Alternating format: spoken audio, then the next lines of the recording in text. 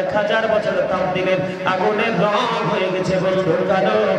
এক এক করে বন্ধু 3000 বছর এই জাহান্নামের আগুনকে আল্লাহ রাব্বুল আলামিন রেডি করে রেখেছে। ও গোয়ালিবাসী রে, কেমন করে ঘরে বসে আছো, কেমন করে মনটা যায় এত সুন্দর জান্নাতের বাগান রাখিয়া ঘরে বসে থাকতে। একদিন এই গোয়ালিবাসীকে জবাব দিতে হবে। জান্নাতের বাগান সাজানো হয়েছিল তোমাদের সবাইকে হেদায়েতের বাণী শোনানোর জন্য, তোমরা কোথায় ছিলে? কারণ আপনাদের খতিব সাহেব নিউনি কথা বলে না। আমি ভুল করলে খতিব সাহেবকে বললেন যে হুজুর এই কথাটা বলে গেছে। বন্ধু, তোমার জীবনের সময়ের হিসাব আল্লাহর দরবারে দিতে হবে। যে বাঁচতে পারবা না, মরতে পারবা না, পালাতেও পারবা না, ইচ্ছে করলে দৌড় দিতে পারবা না, কারণ আল্লাহ ধরবে খুব শক্তভাবে। বন্ধুরে আমার, এই জন্য বলতে চাই আল্লাহ রাব্বুল আলামিন আমাদেরকে সুন্দর রাস্তা দেখিয়েছে, কিন্তু আল্লাহকে আমরা কেউ দেখিনি, দেখতে পারবো না। যদি দুনিয়ায় যদি ভালো কোনো কাজ করতে পারি, মঙ্গলজনক কোনো কাজ যদি করতে পারি, তাহলে আমরা মালিকের দিদার পাবো। জান্নাতে যারা যাবে, জান্নাতীদের জন্য জান্নাতের সুখ ভোগ করার চাইতে তাদের মধ্যে সবচেয়ে বড় প্রত্যাশা হবে এই যে স্রষ্টা আপনার আমার মালিক, যাকে বলা হয় লা শারীক, যাকে বলা হয় আল্লাহু আহাদ, যাকে আহাদ বলা হয় বন্ধু। মুমিনেরা ওই স্রষ্টাকে দেখার জন্য পাগল পারা হয়ে যাবে। মুমিন কখনো জান্নাতকে বন্ধ কামনা করে না, মুমিন কখনো জাহান্নামকেও ভয় করে না। মুমিনের প্রত্যাশা থাকে একটা, মালিককে রাজি করা। কথা কয় না? এখন কি রাসূল ছাড়া কি আল্লাহরে পাইবেন? রাসূল ছাড়া আল্লাহরে পাইবেন? এখন আপনি তো মাঝে মাঝে আল্লাহর থেকে রাসূলকে জুদা করেন, জানেন না? এটা মনের অজান্তে বুঝেন না হয়তো। কোন কারণে আল্লাহর কাছ থেকে রাসূলকে দূরে সরানো। কালেমাতে আল্লাহর সাথে রাসূল আসেনি, আজানে আসেনি, নামাজে আসেনি, একামতে আসেনি, সব জায়গায় আসে না? আসেনি? রমজান মাসে আসেনি, শুক্রবারে আসেনি, শনিবারে আসেনি। মাশাআল্লাহ, আলহামদুলিল্লাহ বলেন, আর যারা বলেন আলহামদুলিল্লাহ। মনু একটু বড় হইলে কোন আলহামদুলিল্লাহ। বরিশালে এক লাইন কইছে, হাসলো না? আপনাদেরকে একটু হাসানোর জন্য এক লাইন বরিশালে বলছি। বরিশালেরা যেই সুন্দর করে মনু কইয়ে ডাক দেয়, মনু মুর্দারি চললেই কিরফিন না আমি কথা আছে, বুঝেন নাই? আমার চাচা একটা হাসি দিছে আপনাদেরকে হাসানোর জন্য, কারণ আপনাদেরকে একটু গোমরা গোমরা লাগে, একটু গম্ভীর গম্ভীর লাগে। আবার কাউকে মনে হয় যে কি 100% যে প্রাউড ফিল করতেছে। ওরে বাপ রে বাপ, আজরাইলের সাথে চুক্তি হয়েছে, বুঝেননি? 20 বছরের আগে, 50 বছরের আগে আজরাইল আইতো না। আজরাইলকে টাকা টোকা দিলে ফেরত যায় না, আইসা যায় না? ও মা, আমি তো মনে করছি গোয়ালিতে আইসা ম্যাক্সিমাম লোকের আজরাইলের সাথে চুক্তি হয়েছে। হইছে? দেখছেন, এই যে আমার টুপিওয়ালা ভাই ঠিক কথা কইছে। যদি আজরাইলের সাথে চুক্তি না হইতো তাইলে কি এই অবস্থা হইতো? হইতো এই অবস্থা? এটা বিবেকবান মানুষের জন্য, সেন্সিবিলিটি পারসন, এই সেন্সিবিলিটি সম্পূর্ণ পারসনদের জন্য আজকের এই জান্নাতের বাগান। কারণ এই জান্নাতের বাগান থেকে হেদায়েত নিবে বিবেকবান যারা, তারা বিবেকহীনরা নয়। ওমা, গোল্ডেন এ প্লাস কোনটায় পায়? বোকাটায় পায় না চালাকটায় পায়? তো বুঝেন না, মাহফিলে তো আসবে চালাক মুমিন যারা, তারা মসজিদে আজান দিলে যাবে চালাক যারা, তারা। আর বোকা যারা, বোকা স্বর্গে বসবাস করে দুনিয়া লয়ে ব্যস্তই আছে। ঠিক আছে, কথা কন না কেন? আমার কাছে পছন্দ হয়েছে, এটা আমার জন্য একটা মিলাদের জলসা। আমি যখন মিলাদ পড়ি, মিলাদের চেয়ে বেশি মানুষ হয়। আমার কাছে মনে হয় যে আমি মিলাদে বসছি। আমার কাছে সবচেয়ে বেশি ভালো লাগছে এই যে সাজানোটা। দেখেন, সাফও চাইলে ঢুকতে পারবে না মনে হয়, এমন ভাবে ফিটিং দিছে। খুব আরামের জায়গা না? এই জায়গাটাতে আসতে পারলেন না আপনি? এতটাই হতভাগা। বন্ধুরে আমার, আমার দিকে তাকান। মানুষ সারা জীবন মানুষ স্বপ্ন দেখে, স্বপ্নকে বাস্তবায়ন করার চেষ্টা করে, কিন্তু আদৌ তো মানুষ বাস্তবায়ন করার লক্ষ্যে পৌঁছতে পারে না। তার আগে বন্ধু ঘন্টা বেজে যায়। এর বড় গোয়ালির মানুষ মনে রেখো, যখন তোমার কেউ ছিল না তখন ছিলাম আমি, এখন তোমার সব হয়েছে, পর হয়েছি আমি। যখন তোমার কেউ রবে না, রব শুধু আমি। আমার কাছে আসতে হবে, মনে রেখো তুমি। তোরা চাসনি কিছু, তোরা চাসনি কিছু কারোর কাছে খোলার মদত ছাড়া, অন্যের ওপর ভরসা ছেড়ে নিজের পায়ে দাঁড়া। আপনি চলে যাওয়ার পর আপনার জন্য কেউ হাদিয়া পাঠাবে না। এখনকার ছেলে মেয়েরা বাবা মার প্রেমিক না। কথা বলেন, এখনকার ছেলে মেয়েরা কি বাবা মার পাগল? পাগল না, মরে গেলেই ভুলে যায়। এই জন্য আপনার বাজারটা আপনাকেই করে যেতে হবে। আপনার বাজারটা আপনাকেই করে যেতে হবে। আপনি চলে যাওয়ার পরে আপনার জন্য কোনো বাজার পাঠাবে না। পৃথিবীতে যেমন সংসার বাজার ছাড়া চলে না, ওপারের জীবনটাও কিন্তু আপনার বাজার ছাড়া চলে না। ওপারের বাজার করার জন্য, মার্কেটিং করার জন্য এই জায়গাটা একটা।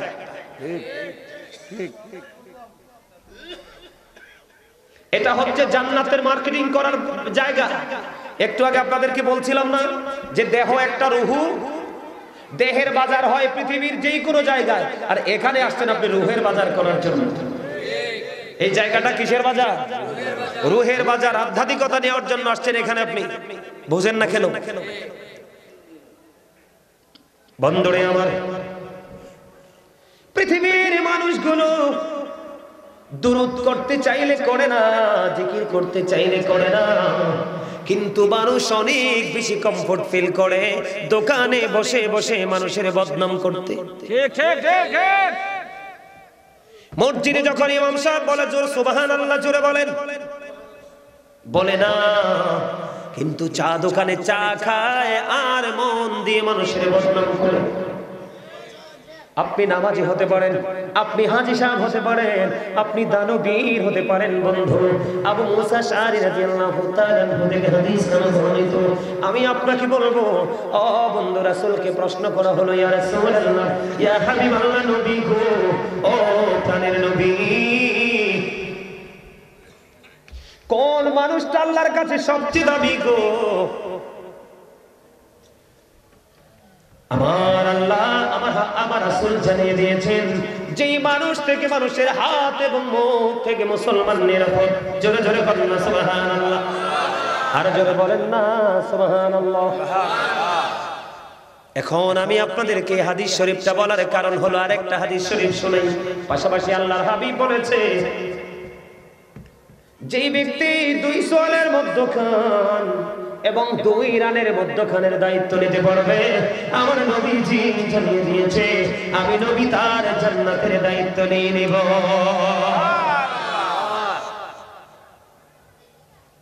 এবার আপনারা আমাকে প্রশ্ন করতে পারেন, বলে হুজুর, এই যে দুই সোয়ালের মধ্যখান, বন্ধু, মানুষের জীবনে যত অপরাধ করে রে, এই অপরাধ করে ম্যাক্সিমামই মুখে। এর মধ্যে সবচেয়ে বড় হলো বন্ধু বদনাম। আল্লাহর হাবিব একদিন সাহাবায়ে কেরামকে বলতেছেন, হঠাৎ করে একটা দুর্গন্ধ আসলো। সাহাবীদেরকে বলতেছে, তোমরা বলতে পারো কি এই দুর্গন্ধটা কোত্থেকে এসেছে? হাদিস শরীফের মধ্যে এসেছে বন্ধু। আল্লাহর হাবিব যখন প্রশ্ন করলো, সাহাবায়ে কেরাম বললেন, ইয়া রাসূলুল্লাহ, আমরা বলতে পারবো না, আল্লাহ এবং আল্লাহর হাবিবই ভালো বলতে পারবে। এই কথা বলতে দেরি রে, আমার নবীজি বললেন, এই দুর্গন্ধটা একটা মানুষের মুখ থেকে বের হয়ে আসছে। কেন গো? যে সে অন্য মানুষের বদনাম করতেছে। এই কাজ আপনি করতে অনেক বেশি মজা পান, জিকির করতে কিন্তু মজা পান না। হাদিস শরীফের মধ্যে যে আপনার আমার প্রাণের নবী, তিনি জানিয়ে দিয়েছে, ও বন্ধু, পৃথিবীতে যেই কোনো জিনিসকে ক্লিয়ার করতে হলে একটা যন্ত্র লাগে। মানুষের মনের ঘরের ময়লা দূর করার যন্ত্র হলো মাওলার জিকির। আপনি যত বেশি জিকির করবেন, তত বেশি আপনার কলবটা মদিনার আয়না হয়ে যাবে। বন্ধুরে আমার, আমি আপনাদেরকে একটুখানি বুঝাবো, মন দিয়ে একটুখানি শুনবেন। ও ও বন্ধু, না বুঝাইলে আপনারা বুঝবেন না যে নবীজি আমাদেরকে যে শিক্ষাটা দিয়েছেন, এই শিক্ষাটাকে সাহাবায়ে কেরাম কেমন করে বাস্তবায়ন করেছে। আমি আপনাদেরকে বলবো, আল্লাহ রাব্বুল আলামিন আমাদেরকে আল্লাহর মন মতো করে বানাইলো, মন মতো একটা রাস্তা দিয়ে দিল। এখন আপনি আমি রাস্তাটা ধরবো কেমন করে? রাস্তাটা ধরতে হলে আপনাকে ওই মদিনার কামলিওয়ালার কাছে যেতে হবে রে। আল্লাহ রাব্বুল আলামিন পবিত্র কালামে হাকিমে বলে দিয়েছেন, মাইয়ুতির রাসূলা ফাকাদ আতাল্লাহ। আল্লাহ বলেছেন, হি হো ওবিজ দ্য এবস্টিল ওবিজ আল্লাহ। যে ব্যক্তি রাসূলের নির্দেশ মানলো সে যেন আল্লাহর নির্দেশ মানলো। সূরা সূরা কন্যা সুবহানাল্লাহ। আল্লাহ রাব্বুল আলামিন বলে দিয়েছে, তোমরা কোথায় যাও? মদিনাওয়ালাকে ফলো করো। আল্লাহ কোরআনে বলেছেন, কুল ইন কুনতুম তুহিব্বুনাল্লাহ ফাত্তাবিউনি ইউহিব্বুকুমুল্লাহ ওয়া ইয়াগফির লাকুম যুনুবাকুম আল্লাহু গফুরুর রহিম। আল্লাহ রাব্বুল আলামিন বলেছেন, সে বলুন, ইফ ইউ ডু লাভ আল্লাহ, যদি তোমরা আল্লাহকে ভালোবেসে থাকো, ফলো মি মুহাম্মদ সাল্লাল্লাহু আলাইহি ওয়াসাল্লাম, মুহাম্মদ সাল্লাল্লাহু আলাইহি সাল্লামের অনুগত হয়ে যাও, আল্লাহ উইল লাভ ইউ, আল্লাহ তোমাদেরকে ভালোবাসবে, এন্ড ফরগিভ ইউর সিনস, আল্লাহ রাব্বুল আলামিন তোমাদের জীবনের গুনাহগুলো মাফ করে দিবে।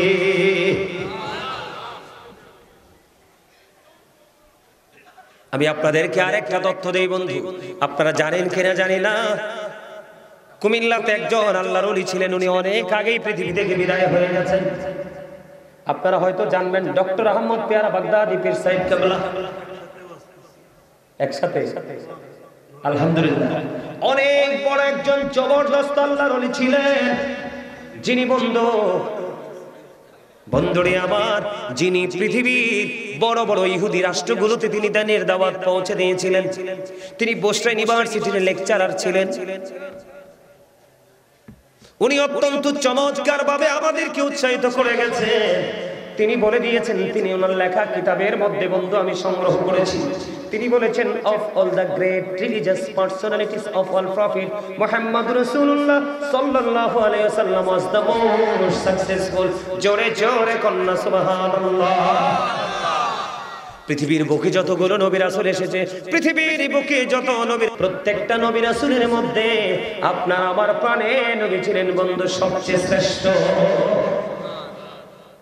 এখন আমরা সেই নবীর উম্মত হয়ে যদি ব্যর্থতার দায় নিয়ে যেতে হয়, বাঁচার কোন উপায় আছে নি? বাঁচার উপায় নাই রে, বাঁচার উপায় নাই বন্ধু।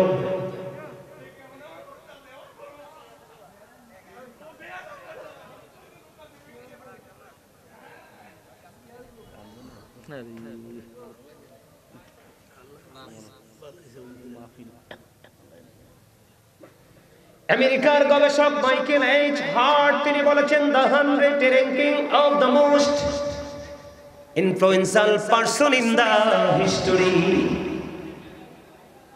100 জন প্রভাবশালীর তালিকা করলো, এর মধ্যে ইনফ্লুয়েন্সিয়াল দ্বারা আপনার আমার প্রাণের নবীকে শ্রেষ্ঠ প্রভাবশালী হিসেবে আখ্যায়িত করেছেন। জোরে জোরে কন্না সুবহানাল্লাহ। এখন আমরা কি সেই নবীর উম্মত হয়ে সফলতা অর্জন করতে পারি কি পারি না?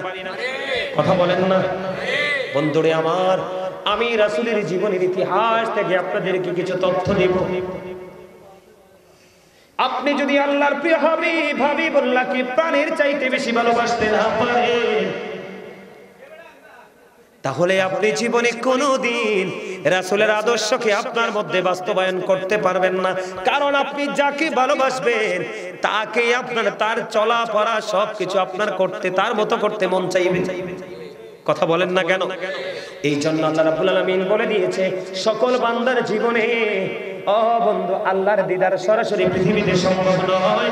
এই জন্য আল্লাহ রাব্বুল আলামিন যুগে যুগে নবী পাঠিয়েছেন, নবীদের নবী করে পাঠাইছেন আপনার আমার প্রাণের নবীকে। জোরে জোরে কন্না সুবহানাল্লাহ। বন্ধুরে আমার, সাহাবায়ে কেরাম নবীজিকে চর্মচক্ষু দ্বারা দেখেছে, অন্তরের চক্ষু ওপেন করে দেখেছে, এবং নবীজির আদর্শকে, নবীজির কথাগুলোকে জানে প্রাণ দিয়ে বন্ধু বাস্তবায়ন করার চেষ্টা করেছে। এই জন্যই তারা সাহাবী হয়েছে। জোরে জোরে সুবহানাল্লাহ। আর জোরে বলুন না সুবহানাল্লাহ। আমি যদি আপনাদেরকে বলে বন্ধু গভীর খেয়াল করবেন নবীকে ভালোবাসতে হবে কেমন করে। বন্ধুরি আমার, এই বর্তমান যুগে দেখা যায় প্রায় জায়গায় এই বছরে দেখেছি পুরুষ প্যান্ডেল ফাঁকা, কিন্তু মহিলাদের প্যান্ডেলে পর্দার বাহিরে বন্ধ মহিলাদের জন্য প্যান্ডেল করা হয়েছে। মহিলাদের প্যান্ডেলে মানুষ জায়গা দেওয়ার মতো কোনো ব্যবস্থা নাই। আলোচনা শোনার জন্য বন্ধু বাইরে চলে এসেছে, পর্দার ভিতর থেকে আলোচনা শুনেছে। মহিলাদের সিনায় বন্ধু গভীর রাসূল প্রেম আছে। এর মধ্যে আমি যদি বন্ধু একটা প্রেমের খবর আপনাদেরকে শোনাই। হযরত নুসাইবা রাদিয়াল্লাহু তাআলা আনহা নবীজি মদিনায় থাকা অবস্থায় ও বন্ধু 27টি যুদ্ধ করেছেন মদিনায় থাকা অবস্থায়। এর মধ্যে সবচেয়ে বড় যুদ্ধ হলো বন্ধু উহুদের যুদ্ধ। হযরত নুসাইবা শুনতে পাইল রে আমার নবী উহুদের ময়দানে বন্ধু শাহাদাত বরণ করেছে। যখনই শুনতে পেল একটা সেকেন্ডের জন্য বন্ধু দেরি করলো না, উহুদের ময়দানের দিকে দৌড়ায়। উহুদের ময়দানের দিকে পাগলের মতো বন্ধু দৌড়ায়। যখন নবীজি দৌড়ায় দৌড়ায় দৌড়ায় যাইতে যাইতে হঠাৎ করে একটা খবর আসলো নুসাইবার কাছে, রে নুসাইবা যুদ্ধের ময়দানে তোমার ভাই শাহাদাত বরণ করেছে। ও বড় বালির আমার মা আমার বোনেরা সবাইকে বলছি হৃদয় দিয়ে শোনো, একটা মায়ের কাছে যদি বন্ধু সন্তান চলে যাওয়ার খবর আসে ওই মা কোনোদিন স্থির থাকতে পারে না। এবার নুসাইবা দৌড়ায় ইহুদের ময়দানের দিকে। খবর আসলো যুদ্ধের ময়দানে তোমার ভাই শহীদ হয়ে গেছে। নুসাইবা দাঁড়ায় না, এবার বন্ধু দৌড়ায় কোন দিকে? সামনের দিকে দৌড়ায়। আরো কিছু দূর গেল রে, আরো কিছু দূর যাওয়ার পরে খবর আসলো, রে নুসাইবা যুদ্ধের ময়দানে তোমার বাবা শহীদ হয়ে গেছে। তারপরে নুসাইবা দাঁড়ায় না, যুদ্ধের ময়দানের দিকে বন্ধু দৌড়াইতে শুরু করলেন। আরো কিছু দূর যাওয়ার পরে খবর এলো গো, ও নুসাইবা যুদ্ধের ময়দানে তোমার স্বামী শাহাদাত বরণ করেছে। বন্ধু একটা একটা করে তিনটা সংবাদ পাইলো, ভাই চলে গেছে, বাবা চলে গেছে, স্বামী চলে গেছে রে। একটা সেকেন্ডের জন্য বন্ধু দাঁড়ায় না। যাইতে যাইতে যাইতে যাইতে আপনার আমার প্রাণের নবীর সাথে দিদার হয়ে গেল। আপনার আমার নবীর সাথে যখন দিদার হয়ে গেল, ওই প্রাণের নবী ডেকে ডেকে বলে, রে ও নুসাইবা আজকে যুদ্ধের ময়দানে ও নুসাইবা তোমার ভাই বাবা শহীদ হয়ে গেল। তোমার জীবনে গুরুত্বপূর্ণ তিনটা পুরুষ, একটা নারীর জীবনে ভাই বাবা স্বামী। ও বন্ধু এর চেয়ে বেশি গুরুত্বপূর্ণ নাই আর একটা আছে তার সন্তান, ঠিক কিনা বলে? একটা একটা করে তিনটা খবর পাইলো। ওই নুসাইবা একটা সেকেন্ডের জন্য দাঁড়ায় না। আমার নবীজি ডাক দিয়ে বললেন, রে নুসাইবা যুদ্ধের ময়দানে তোমার তিনটা প্রিয়জন শহীদ হয়ে গেল। এবার নুসাইবা একটা ডাক দিয়ে বললেন, ইয়া রাসূলুল্লাহ ইয়া হাবিবাল্লাহ নবী গো, যুদ্ধের ময়দানে আমার ভাই বাবা স্বামী শহীদ হয়ে গেছে, আমার কোনো দুঃখ নাই গো। আপনি নবীকে পেয়েছি তো সব পেয়ে গেছি। জোরে জোরে বলুন না সুবহানাল্লাহ। আরো জোরে বলেন না সুবহানাল্লাহ। সুবহানাল্লাহ ওয়ালহামদুলিল্লাহ লা ইলাহা ইল্লাল্লাহ। মহব্বতে সুবহানাল্লাহ আলহামদুলিল্লাহ লা ইলাহা ইল্লাল্লাহ লা ইলাহা ইল্লাল্লাহ লা ইলাহা ইল্লাল্লাহ। আরশে কুরসি লৌহ কলম সৃষ্টি জাহান ওসিলা নিজি আল্লাহ খুশি হইয়া নাম রাখলেন হাবিবুল্লাহ। সুবহানাল্লাহ আলহামদুলিল্লাহ লা ইলাহা ইল্লাল্লাহ লা ইলাহা ইল্লাল্লাহ লা ইলাহা ইল্লাল্লাহ লা ইলাহা ইল্লাল্লাহ মুহাম্মাদুর রাসূলুল্লাহ সাল্লাল্লাহু আলাইহি ওয়াসাল্লাম। জোরে জোরে বলুন আলহামদুলিল্লাহ। আমি আপনাদেরকে বুঝাইতে চাই বন্ধু, শুধু হযরত নুসাইবা নয়, মসজিদে নববীর মধ্যে যখন বন্ধু মিম্বার হয়ে গেল, মিম্বার হওয়ার আগ মুহূর্তে আপনার আমার প্রাণের নবী একটা খেজুর গাছ বন্ধু ব্যবহার করত। ওই খেজুর গাছটার নাম মরা খেজুর গাছ, এটার নাম হলো উস্তুনে হান্নানা। মসজিদে নববীর মধ্যে যখন মিম্বার হয়ে গেল, আপনার আমার প্রাণের নবী ওই উস্তুনে হান্নানা মরা খেজুর গাছকে ছেড়ে দিয়ে মিম্বরে দাঁড়িয়ে গেল। বন্ধু ওই মরা খেজুর গাছ নবীজি যখন ছেড়ে দিল, বিরহ সহ্য করতে পারলো না। ওই মরা খেজুর গাছ ক্রন্দন শুরু করেছে, কান্না শুরু করেছে। এই কান্না উপস্থিত সকলেই শুনতে পেয়েছে। জোরে জোরে কান্না সুবহানাল্লাহ।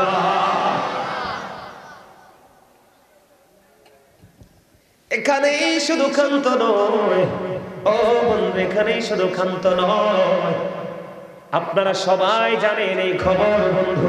হযরত আবু বকর সিদ্দিক রাদিয়াল্লাহু তাআলা আনহুকে ওই হেরা গুহায় সরু পর্বতে ও বন্ধু সাপে সবল দিয়েছিল। হিজরতের রাত্রিতে জানেননি, গুহার মধ্যে যখন ঢুকলো, পুরো ঘটনা জানেন কিনা জানি না, পুরো ঘটনা জানেন। আবু বকরের পায়ে সবল মারলো রে, কিন্তু সাপটা কেন সবল মারলো এটা জানেন না। আমি এই জায়গাটা শুধু আপনাদের সামনে আজকে তুলে ধরবো, যেন আপনি আমি নবীর প্রতি দুর্বল হই। কারণ আল্লাহকে জীবনে আপনি ডাইরেক্টলি পাবেন না। আল্লাহ রাব্বুল আলামিন আপনাকে আমাকে পাঠাইছে রাসূলের মাধ্যমে, আপনারা আমার সব কিছু নেবেন রাসূলের মাধ্যমে। কাল হাসরের ময়দানে আপনার আমার প্রাণের নবী আপনার আমার জন্য দোয়া করবে। সকল নবী তার দোয়া শেষ করে গেছে, কিন্তু আপনার আমার নবীর দোয়া এখনো শেষ হয়নি, তিনি জমা করে রেখে দিয়েছেন বন্ধু। কাল হাসরের দিন উম্মতের জন্য দোয়া করবে, ওই দোয়া কবুল করে করে গুনাহগার উম্মতকে আল্লাহ জান্নাতে পাঠাবে। বন্ধুরে আমার, আমি আপনাদেরকে বলে দিই, আবু বকর যখন এই গুহার মধ্যে ঢুকে গেল গো, নবীজি আবু বকরের রান মোবারকের উপরে মাথা মোবারক রেখে বন্ধু একটু ঘুমিয়ে গেল। আবু বকর চাইয়া দেখলেন গুহার চারপাশে বন্ধু ছোট ছোট গর্ত দেখা যায়, সাপ পেঁচড়। গায়ের মধ্যে জামা ছিল রে, এই জামাটাকে তিনি ছিঁড়তে শুরু করলেন। টুকরো টুকরো টুকরো টুকরো করতে করতে সবগুলো গর্ত তিনি গায়ের জামা দিয়ে ফিল আপ করে দিলেন। কিন্তু বন্ধু আরো একটা গর্ত বাকি রয়ে গেছে, এটা কোনো কিছু দিয়ে ফিল আপ করা যায় না। আবু বকরের কাছে বন্ধু কোনো কিছু নেই। আজকে আপনার জীবনে যা কিছু অতি সহজে আমরা আপনি আমি পেয়ে যাই, ওই তৎকালীন সময়ে তো সহজে সবকিছু পাওয়া যায় না। আর বন্ধু ইসলামের জান্ডাকে শক্ত করে উড্ডীন করার জন্য মক্কা ছেড়ে মদিনায় আল্লাহর হুকুমে আপনার আমার প্রাণের নবী রওনা দিলেন। কোনো কিছু নাই, কি দিয়ে গর্তটা ফিল আপ করবে। এবার ওই গর্তের মুখটার মধ্যে আবু বকরের পা দিয়ে বন্ধ গর্তের মুখটা বন্ধ করে দিল। বন্ধ করে দিতে দেরি রে, ওই সাপ আবু বকরের পায়ে সবল মেরে দিল। জোরে জোরে বলেন আল্লাহু আকবার, আরো জোরে বলেন আল্লাহু আকবার। আবু বকরের পায়ে যখন বন্ধু সবলটা মেরে দিল, এবার আবু বকরের শরীরটা ওই সাপের বিষে ও বন্ধু কালো হয়ে গেল। একটা পর্যায়ে কম্পন আরম্ভ হয়ে গেল। মনের অজান্তে একটা ফোঁটা চোখের পানি আমার নবীজির নূরানি চেহারা মুবারকের উপর পড়ল গো। পড়তে দেরি রে, নবীজির ঘুম ভেঙে গেল। এবার চাইয়া দেখে আবু বকরের শারীরিক অবস্থা তার একেবারে প্রতিকূলে। নবীজির পবিত্র জবান মোবারক থেকে বন্ধু থুতু মোবারক লাগাই দিল। ওই বিষের সাপ বন্ধু ধ্বংস হয়, ওই সাপের বিষ বন্ধু ধ্বংস হয়ে যায়। জোরে জোরে কন্যা সুবহানাল্লাহ। এখানে আমার প্রশ্ন বন্ধু, আপনাদেরও প্রশ্ন হতে পারে, একজন মুমিনের প্রশ্ন হতে পারে, যিনি আল্লাহর প্রিয় হাবিবুল্লাহ, যিনি আল্লাহর প্রিয় হাবিবুল্লাহ, যিনি রাহমাতাল লিল আলামিন, ওনাকে কি সাপ চিনল না? হযরত আলী তিনি বলতেছে, আমি একদিন মক্কা নগরীতে আঁকাবাঁকা রাস্তা দিয়ে হাঁটতেছিলাম, আমি নবীজির সফর সঙ্গে হয়েছিলাম। আমি যখন হাঁটি রে, হাঁটার সময় আমি আলী নিচে কানে শুনেছি গাছপালা তরুলতা এবং ওই পাথর পর্যন্ত নবীজিকে সালাম দিয়েছে। জোরে জোরে কন্যা সুবহানাল্লাহ। আবার নবী যখন উত্তপ্ত বন্ধু বালুকরার উপর দিয়ে হাঁটতো, মেঘমালা নবীজিকে ছায়া দিত। আমার নবীজি যেই দিকে যাইতো ওই আকাশের মেঘ খণ্ড নবীজিকে সেই দিকে ছায়া দিয়ে দিয়ে নিয়ে যেত। ওই নবীকে কি সাপে চিনল না?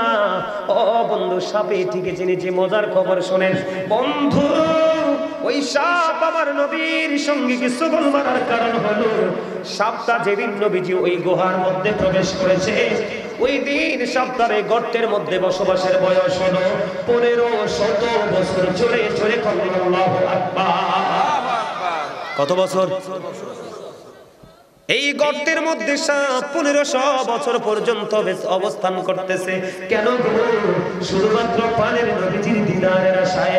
আবু বকরের পায়ে সবল দিল, তার মানে তিনি বুঝিয়ে দিয়েছে, হে আবু বকর, পা সরায়া নাও, আমি আমার প্রাণের নবীকে প্রাণটা ভরে দেখব রে আবু বকর। এই গর্তের মধ্যে আমি 1500 বছর ধরে অপেক্ষমান। এমন নবীর উম্মত যদি বন্ধু জাহান্নামে যায় রে, এত ভয়ঙ্কর জাহান্নাম, অবর্ণনীয় কষ্টের জায়গা জাহান্নাম। আমি যদি জাহান্নাম নিয়ে বন্ধু আলোচনা করি, একটা মানুষের চোখের পানি রাখতে পারবেন না, এত ভয়ঙ্কর, এত বিকট হবে সেই অবস্থা বন্ধু।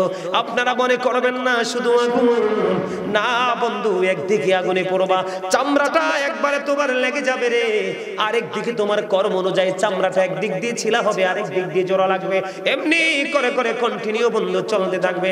আবার কাউকে বন্ধু পাথর মারা হবে, আবার কাউকে সৌদ নামক পাহাড়ের মধ্যে উঠতে দেওয়া হবে, ও বন্ধু, কাউকে আবার তিনাতুল খাবার দেওয়া হবে, আবার কাউকে জাক্কুম নামক খাবার দেওয়া হবে, আবার কাউকে উত্তপ্ত গরম পানি মাথায় ঢেলে দেওয়া হবে।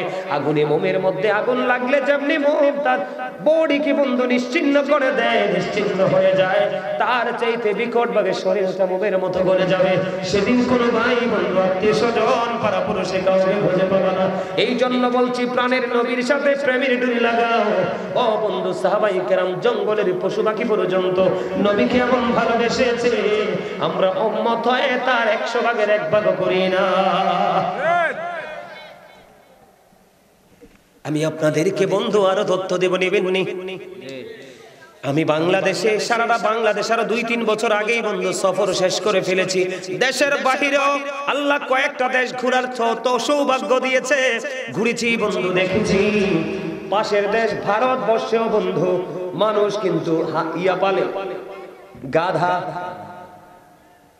ওরা মাল বোঝাই করে গাধা দিয়ে নিয়ে যায়। কিন্তু বাংলাদেশে আমাদের জীবনে ঘোড়ার কোনো, গাধার কোনো গুরুত্বপূর্ণ ভূমিকা নাই, আমাদের জীবনে গাধার কোনো প্রয়োজন হয় না। কিন্তু এই গাধার প্রেম যদি আপনি দেখেন প্রাণে নবীর প্রতি বন্ধু, গাধার কলিজা বড় প্রেম বন্ধু। নবী যখন পৃথিবী ছেড়ে চলে গেল, এই গাধা শুনল, গাধা শোনার পরে গাধার নাম হলো আকির। আকির নামক গাধা নবীজি যখন পৃথিবী ছেড়ে চলে গেল, নবীজি চলে যাওয়ার পরে নবীজির বিরহ বন্ধু সইতে পারে না, গাধা কান্দে, কোথায় গেল গো আমার প্রাণে নবীজি? এই জীবনে আর কি কোনো দিন নবীকে দেখতে পাবো না, এই চর্মচক্ষু দ্বারা আর কি জীবনে কোনো দিন প্রাণের নবীকে কি দেখতে পাবো না। কোথায় গেল রে, কোথায় গেলে পাবো প্রাণের নবীকে? গাধা আকির নামক গাধা শুধু কান্দে, ও বন্ধু শুধু কান্দে, কান্দতে কান্দতে কান্দতে কান্দতে এমন অবস্থা হইল, 3 দিন 3 রাত্র পার হয়ে গেল, মতান্তরে 4 দিন 4 রাত্র পার হয়ে গেল। এই গাধা কোনো খাবার খায় না, কোনো পানি খায় না, কোনো কিছু স্পর্শ করে না। 3 দিন 3 রাত্র, মতান্তরে 4 দিন 4 রাত্র ওই গাধা ঘুরতে ঘুরতে ঘুরতে ঘুরতে বন্ধু নবীর বিরহ সহ্য করতে না পেরে সর্বশেষে গভীর সমুদ্রে ঝাঁপ দিয়ে তার নিজের জীবন দিয়ে দেয়। জোরে বলুন না সুবহানাল্লাহ, আর জোরে বলুন সুবহানাল্লাহ। আমার কথা কি আপনারা বুঝতে পারেন? একজন অবলা সরল মনা একজন প্রাণী যদি নবীকে এমন ভালোবাসতে পারে, তাহলে আপনার আমার কেমন প্রেম নবীর সাথে রাখা দরকার। আপনি যতই বলেন আপনার মন গড়া কথা, এই মন গড়া কথা দিয়ে পার পাওয়া যাবে না। নির্দিষ্ট একটা রুলসের মধ্যে থাকলে বন্ধু পার পাওয়া সম্ভব। নবীর কারণে বন্ধু গুনাহগার উম্মতের দাম বেড়ে যায়। একজন সাহাবী বন্ধু খেজুর বাগানে পানি দেয়, খেজুর বাগানে কাজ করতেছে।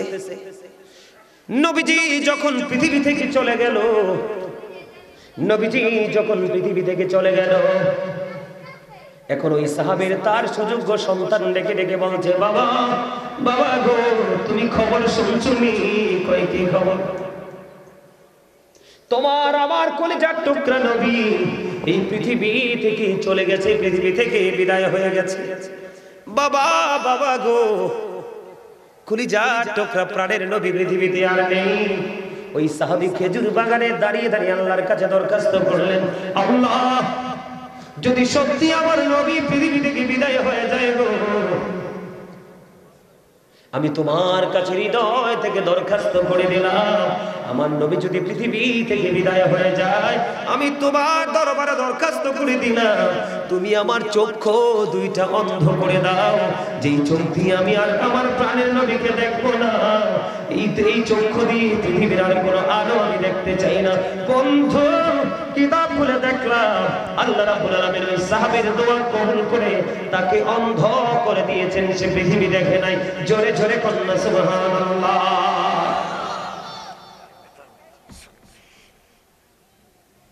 এখন আপনাদের প্রশ্ন আসতে পারে, বলে হুজুর আমরা নবীকে কেমন করে ভালোবাসবো? আমরা নবীকে ভালোবাসবো ফরজ যে আমলগুলো আমরা করি। কি করি? ফরজ আমলগুলো করি বন্ধে, নামাজ থেকে, রোজা থেকে, হজ থেকে, যা যা আপনার উপর ফরজ, ফরজ যে আমলগুলো করি, ওয়াজিব যে আমলগুলো করি, সুন্নাত যে আমলগুলো করি, এগুলো রাখো রাসূলের দেখানো সিস্টেম মোতাবেক যদি করতে পারি, তাহলে আপনি আমি নবীর প্রেমিক হিসাবে বন্ধু বিবেচিত হব। হাদিস শরীফের মধ্যে এসেছে, একজন এসে প্রশ্ন করলো, ইয়া রাসূলুল্লাহ কিয়ামত কখন হবে গো নবী? আমার নবীজি জানিয়ে দিলেন তুমি কিয়ামতের দিনের জন্য কি প্রস্তুতি নিয়েছো। ইয়া রাসূলুল্লাহ, ইয়া হাবিবাল্লাহ, নবী গো আমি কিয়ামতের দিনের জন্য কোনো প্রস্তুতি নিতে পারিনি, তবে আল্লাহ এবং আল্লাহ রাসূলকে ভালোবাসি। আমার নবীজি একটা সেকেন্ড দেরি করলেন না, আমার নবীজি জানিয়ে দিলেন তুমি যাকে ভালোবাসো তার সাথেই তুমি থাকবা। আল্লাহর কোরআন থেকে প্রমাণিত কি? আপনি রাসূলের সঙ্গী হইতে পারলে অটো আল্লাহর সঙ্গী হয়ে গেলেন। আপনি রাসূলকে রাজি করতে পারলে অটো আল্লাহকে রাজি করে। কথা বলে না? আপনারা কি ওয়াজে মন খারাপ হয়? আমি আস্তে আস্তে করে আপনাদেরকে একটা একটা করে বুঝাচ্ছি। তো রাসূলের প্রেম মানে কি? রাসূল যেটা বলে দিয়েছে সেটা আমরা মানবো, যেটা নিষেধ করেছে সেটা আমরা করব না। কথা বলেন না কেন? আমাদের মধ্যে মানুষ কোরআন হাদিস বিরোধী অনেক অন্যায় অপরাধ, অনেক কাজ করে। এই জন্য আপনাকে বলেছি, আমি যে বলেছিলাম একটু আগে, আল্লাহ রাব্বুল আলামিন সঠিক রাস্তা দিয়েছে, ওই রাস্তা চেনার জন্য আল্লাহর হাবিবকে পাঠিয়েছে, পথের দিশা দেখিয়েছেন তিনি। বন্ধু এখন আপনি তো রাসূলকেও পাচ্ছেন না, কি করবেন? রাসূলকে পাইতে হলে আপনাকে যাইতে হবে রাসূল প্রেমিক আলেমের কাছে। আল্লাহ রাব্বুল আলামিন পবিত্র কালামে হাকিমে বলে দিয়েছেন, join with my dear people, come to my paradise. Allah বলেছেন ফাদখুলি ফি ইবাদি ওয়াদখুলি জান্নাতি। জোরে জোরে কন্না সুবহানাল্লাহ। আমি যদি আপনাদেরকে বলি বন্ধু, ইরশাদুত তালিবিন কিতাবের মধ্যে এসেছে, আমার দিকে তাকান। মুহাব্বত থাকলে মুহাব্বতের বেনিফিটটা কেমন করে পাওয়া যায়? জিবরাইল আলাইহিস সালাম একটানা ৩০,০০০ বছর নফল ইবাদত করলো, একটানা ৩০,০০০ বছর নফল ইবাদত করলো। আমার আল্লাহ ডাক দিয়ে বললেন, জিবরাইল আমি তো তোমাকে নফল ইবাদত করতে বলিনি, তুমি কেন গো একটানা ৩০,০০০ বছর নফল ইবাদত করেছো? এবার জিবরাইল দেখে দেখে বলেন, আল্লাহ তুমি আমাকে ৬০০ টানা দিয়ে সৃষ্টি করেছো, এত মর্যাদা দিয়েছো, তো পাওয়ার দিয়েছো, আমি শুকরিয়া স্বরূপ ৩০,০০০ বছর নফল ইবাদত করলাম। আমার আল্লাহ একটা ডাক দিয়ে বলে, রে জিবরাইল তুমি সাক্ষী থাকো, আমি আল্লাহ কথা দিলাম রে, আমার বান্দাগুলো আমার হাবিব, আমার বান্দাগুলো আমার হাবিবের সাথে প্রেমের ডোরি লাগাইয়া, যারা অল্প কিছুক্ষণ সময় পায় আমি আল্লাহ কথা দিলাম আমি তাদেরকেও দ্বিতীয় জান্নাত দিয়ে পুরস্কৃত করব।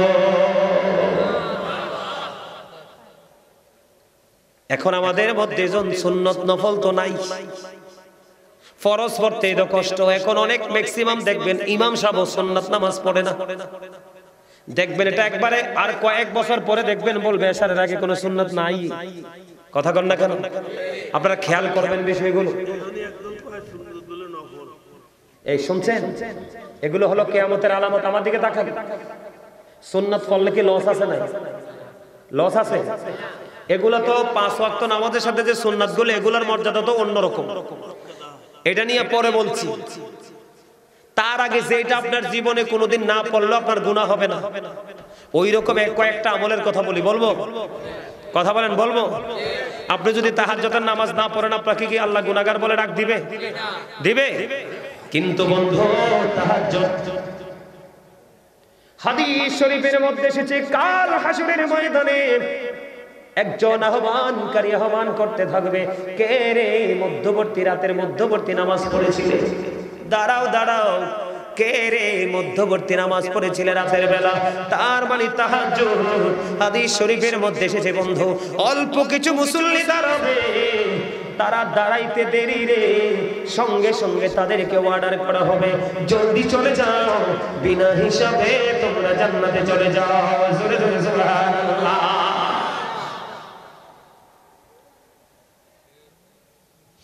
অল্প কিছু মানুষ দাঁড়াবে, তাদের জন্য বিনা হিসাবে জান্নাত বরাদ্দ করেছে। আপনাকে আমি আরেকটা নামাজের কথা বলি বন্ধু, মাগরিবের নামাজের পরে আরেকটা নামাজ আছে, এটাও যদি না পড়েন আপনাকে কেউ গুনাহগার বলবে না। সালাতুল আওবিন, ওই আওবিন নামাজ মাগরিবের পরে কয় রাকাত? 6 রাকাত নামাজ। হাদিস শরীফের মধ্যে এসেছে, আপনার আমার প্রাণের নবী বলে দিয়েছেন, প্রয়োজন হলে তুমি কথা বলতে পারবা, যদি কোনো প্রয়োজন না হয় মাগরিবের নামাজ আদায় করে তুমি কোনো কথা বলো না। তোমার প্রয়োজন না হলে তুমি কোনো কথা বলো না। তুমি কি করবে? মাগরিবের নামাজ শেষ করে চুপচাপ গিয়ে তুমি 6 রাকাত আওবিন নামাজ পড়বে, 2 রাকাত করে করে সালাম ফেরাবে। 2 2 2 3 2 কত হয়? 6 রাকাত আওবিন নামাজ তুমি পড়ে নিও। আমার নবীজি জানিয়ে দিয়েছে বন্ধু, আদবের সাথে, ভদ্রতার সাথে, প্রেমের ডুরি লাগাইয়া কোন ধরনের অপ্রাসঙ্গিক অগ্রহণযোগ্য তুমি কথা বললে না। আমার নবীজি বলে দিয়েছে, একদিন যদি 6 রাকাত আওবিন নামাজ পড়তে পারো, আল্লাহ রাব্বুল আলামিন তোমার আমলনামায় 12 বছরের নফল ইবাদতের সওয়াব দেয়া হবে। যেই সুন্নাতগুলো আপনি না পড়লে গুনাহগার হবেন না, এগুলো পড়লে যদি বন্ধু এত লাভ হয়, আর যেগুলো 5 ওয়াক্ত নামাজের সাথে যুক্ত করা হয়েছে এগুলো বড় রহস্যময়, প্রেমময়। এইটা আপনি কেমন করে ছাড়েন? নামাজ হলো বন্ধু 3 ধরনের নামাজ। কয় ধরনের? একদল নামাজ পড়ে তাকওয়া নিয়ে, কি নিয়ে? আর এক দলের নামাজি হলো জাস্ট ফর্মালিটি মেইনটেইন করা। আজকে জুমার দিন না যাইলে হবে না, মানুষ কলঙ্ক দিবে, এনকার করবে। এটা হলো আরেক শ্রেণীর নামাজি। আরেক শ্রেণীর নামাজি হলো বন্ধু দাড়ি টুপি, ভিতরে উপরে দাড়ি, মুখে দাড়ি, মাথায় টুপি, গায়ে জুব্বা, ভিতরে শয়তানিতে ভরপুর, মানুষকে ধোঁকা যাওয়ার জন্য সুপির বেশি গিয়ে নামাজ পড়ে। কথা বলেন না কেন? আছে না নাই? আপনাদের বড় গোয়ালিতে হয়তো নাই, আমিও দেখেছি এমন সুফি শয়তান।